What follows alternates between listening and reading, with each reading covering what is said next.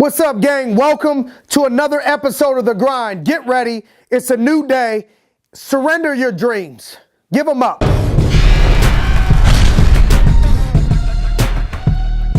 If you can't handle adversity, every successful person has been a part of this journey called adversity. That's all part of the process. If you can't graduate with that degree, the most important degree, all these people, I got my master's degree, I got my doctorate degree, I got all these degrees. So many people got so many degrees, they're in so much debt, it's going to take them 10, 15, 20 years to get out of the debt from the degree that ain't even getting them to where they want to be. Let me tell you what's the number one most important university that you need to graduate from. You need to graduate from the University of Adversity in order to get to where you want to be. It's not all those other things that you get in college. It's graduate from the University of Adversity. And so how do you develop that stuff? What to do? Here's some tips that I have for you. First thing is study greatness.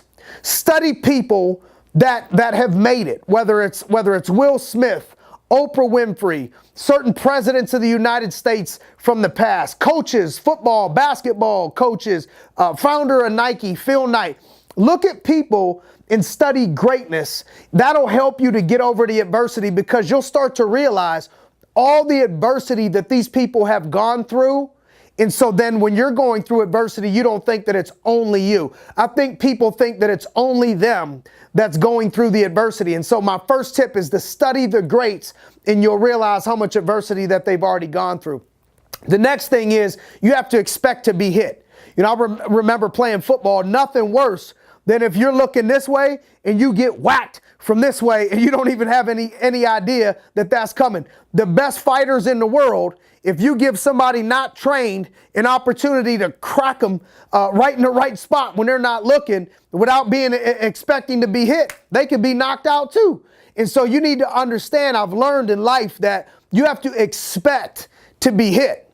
You have to expect problems to arise if you're trying to do something great. It's not that you wish it upon yourself, but you're not stupid. This is a contact sport. If I'm playing football, it's not that I'm speaking negativity into my life or expecting negativity. I just expect to get hit. I expect to have bruises. I expect to have bumps because it's a contact sport. And so is business and so is chasing your dreams. And so I need you to expect to be hit. Don't be surprised when adversity comes your way. Next thing is, I need you to stay calm. Don't react, respond. And so I heard a man say that his dad taught him this, and I don't know where this quote came from, but it's the truth. It says, when you can stay calm, when everybody else around you is in chaos, then you've become a man. And so this wasn't something that naturally came to me because I'm an emotional person. I'm a passionate person. It was always a strength of mine in sports and in life. And so I had to master the ability and the art to stay calm when all the chaos is going on around us. And so if you look at a quarterback that's driving down the length of the field, let's say the quarterback is a professional and they're losing by 10 points in the fourth quarter, you don't see that quarterback crying in the huddle saying he can't take this anymore because other people are booing him. You don't see him grabbing face masks, going crazy the whole way down because he's so nervous and so scared, beat red in the face, putting his head down in the huddle because he threw an interception last quarter. That's not what professionals do, especially the quarterback. That's why the quarterback, the pitcher, the people with the game in their hands usually make the most amount of money in sports and in business because they have learned that the game is going to be on their shoulders, which comes with a lot of pressure and it comes with a lot of chaos. And what they've also learned, if you watch these people, whether it's baseball, basketball, football, fighting, whatever, you watch these people under chaos, just learn to stay calm. Just learn to have a calm face. Even in track, they'll tell you when you're running a 100-meter dash to try to keep a calm face and stay calm. Nothing great is going to happen just because chaos is around you, you react to that chaos. I need you to stay calm. And the last thing is think long term. Thinking long term. Too many people make short term decisions, okay, off of things that are happening to them, or long term decisions based off of short term problems. And so there's a short term problem in your relationship, so you give up on the long term because short term things are jacked up. There's something's going on in business you don't like short term.